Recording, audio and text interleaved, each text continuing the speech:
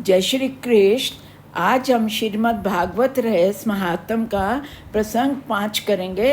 उससे पहले हम पिछले अध्याय का जो 4 प्रसंग का रह गया था उसको पढ़ेंगे।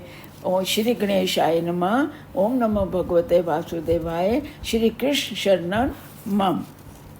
मृत्यु का भय। वेदों का कोई अंत नहीं, पुराणों का कोई पार नहीं, मनुष्य जीवन लघु है।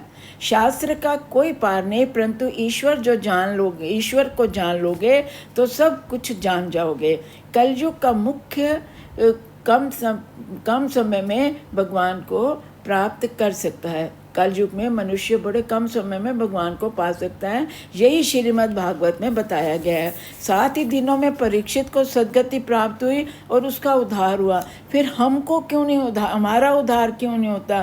क्यों नहीं हम परीक्षित जैसे श्रोता बनते? क्यों नहीं हम सुखदेव जी जैसा हमको वक्ता मिलता? परीक्षित ने गर्भ में चतुर्भुज रूप का दर्शन किया और गर्भ से बाहर आते उसने उसी चतुर्भुज रूप को ही ढूंढा कि वह कहाँ गया जो मैंने माँ के गर्भ में देखा। भगवान के दर्शन को आतुर हुआ।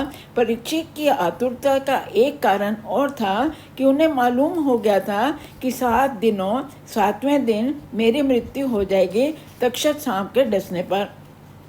तक्षक काल का स्वरूप है, वह किसी को नहीं छोड़ता। सप्ताह में 7 ही दिन होते हैं। इन 7 दिनों में ही काल अवश्य डसेगा हमको भी। कोई एक दिन हमारे लिए भी निश्चित है। परीक्षित की तरह काल को मत भूलो। कोई भी जीव क्यों ना हो उसे काल से डर लगता है, चाहे वह ब्रह्मा जी ही क्यों नहीं है। ध्रुव भक्त मृत्यु के सिर पर पांव रखकर स्वर्ग चले गए। परीक्षित राजा को भी भागवत पुराण सुनकर ऐसे लगा कि अब उन्हें काल का डर नहीं लगता। भागवत सुनकर भगवान से प्रेम करके वे निर्भय बनते हैं। लोग मृत्यु को अमंगल मानते हैं, परंतु ये मृत्यु अमंगल नहीं है। परमात्मा का सेवक अतः मंगल है। जिसे पाप करने का विचार नहीं आता उसकी मृत्यु मंगल में होती है। ठाकुर जी स्वयं मृत्यु को आज्ञा देते हैं, जहाँ मेरा बच्चा तैयार हो गया उसको मेरे पास ले आओ। जीवन में मनुष्य मृत्यु का भय नहीं रखता, इसलिए उसको जीवन बिगड़ जाता है और मरने में अंत काल में उसे बड़ी घबराहट होती है। उसको घबराहट काल की नहीं होती, उसको घबराहट में अपने पापों की याद आती है। मनुष्य पाप करते हो तो नहीं डरता, पर जब उसका फल भुगतना पड़ता है तो उसे डर लगता है। अब प्रसंग नंबर 5। श्रीमद् भागवत के से सर्व भय मृत्यु भय दूर हो जाता है। भागवत का आश्रय लेने से निर्भयता प्राप्त होती है।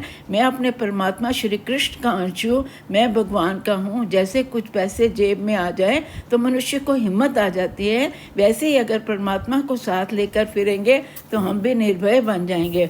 भय बिना प्रभु की प्रीति नहीं होती, इसलिए सदा काल का भय रखो। निर्भय होना तो पाप छोड़ दो। मनुष्य को किसी और का भय ना होकर पर काल का भय लगा ही रहता है। काम को मारता है वह काल की मार लेता है। ईश्वर से प्रेम किए बिना काम क्रोध आदि विकार जाते ही नहीं। जब जन्म होता है उसी समय मृत्यु काल और मृत्यु कारण निश्चित हो जाते हैं। पाप करते समय मनुष्य बड़ा सावधान रहता है।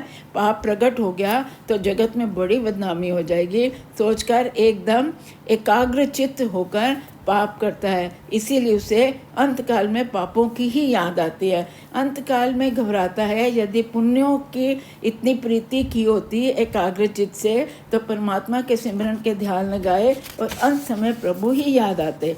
मनुष्य सभी कामों की तैयारी करता है, परंतु मरने की नहीं। साधारण इनकम टैक्स ऑफिसर को 1 साल का हिसाब देना होता है तो घबराहट होती है, और हम ठाकुर जी से प्रार्थना करते हैं कि मैंने अलग अलग खाते बनाए हुए हैं, ध्यान रखना। ज़रा सोचो, 1 साल का हिसाब देने में इतनी घबराहट है, जब सारे साल का हिसाब देना पड़ेगा तो तुम्हारा क्या होगा? मृत्यु क्या है? अपने बीते हुए जीवन का हिसाब प्रभु को देने को पवित्र दिन भगवान दूसरों से पूछेंगे। मैंने तुम्हें आंखें कान तन मन आदि दिया, तूने उसका क्या उपयोग किया? क्या कहोगे जाके उसे? जैसे शादी की तैयारी करते समय उसी समय धीरे धीरे मृत्यु की भी तैयारी करो।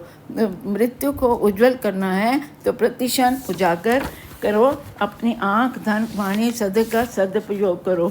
रोज़ शमशान जाने की ज़रूरत नहीं है, परंतु रोज़ शमशान को याद करते रहने की अत्यधिक आवश्यकता है। शमशान ज्ञान भूमि है, पर शमशान से बाहर निकलते ही हम सब कुछ भूल जाते हैं। जहाँ सद्भाव है वहीं शमशान है। जय श्री कृष्ण, जय श्री कृष्ण। जय श्री कृष्ण।